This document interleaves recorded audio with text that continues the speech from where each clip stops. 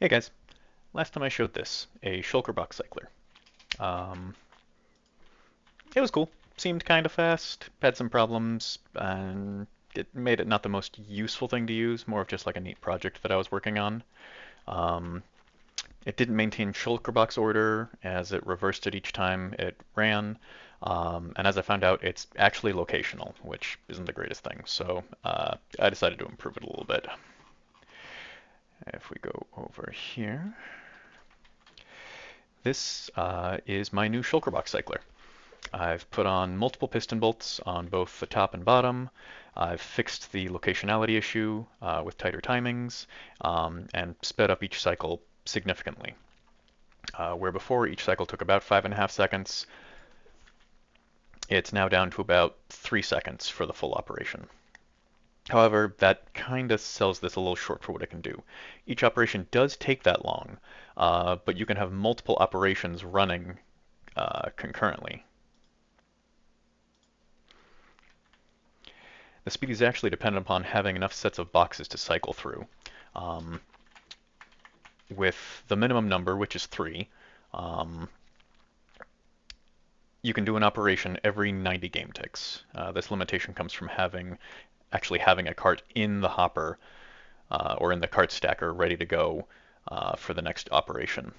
Sooner than that, and the previous cart just hasn't made it back to the stacker to be ready to go.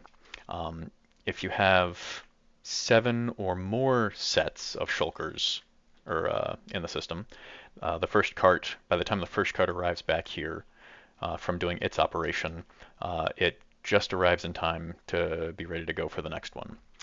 This allows you to get it down to exactly 20 game ticks,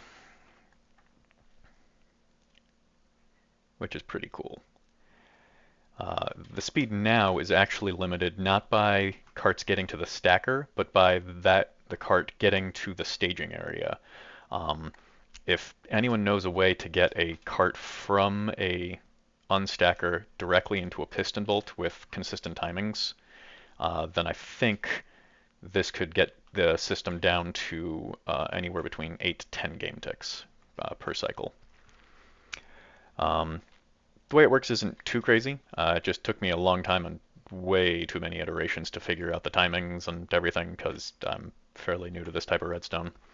Um, but after turning it on, first we just flip this RS NOR latch, which then sends a signal down these 2 lines, the red ones. The 1 unlocks the hoppers, both sets of those hoppers. They unlock exactly 1 game tick after the previous hopper in the line. Um, Same thing with the pistons, 1 game tick apart, even if they look kind of like some of them push 2 at the same time. It's just a visual issue. It's 1 game tick apart.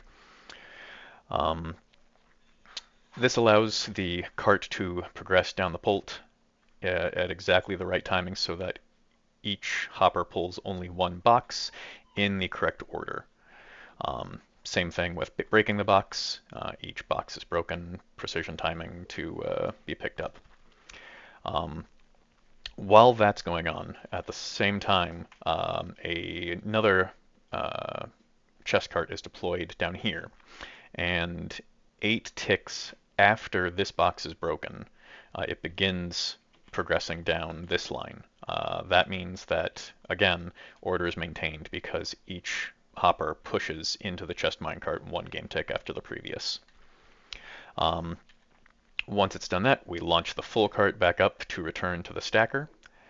The other cart drops down to the bottom. The empty cart drops down to the bottom and goes back into this dropper.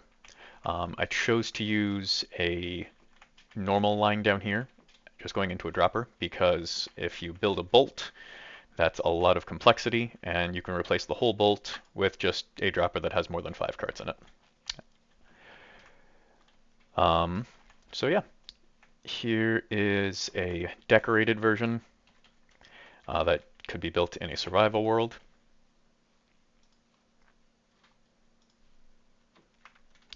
This could be used as a niche replacement for multiple chest halls. as long as you don't mind manual sorting.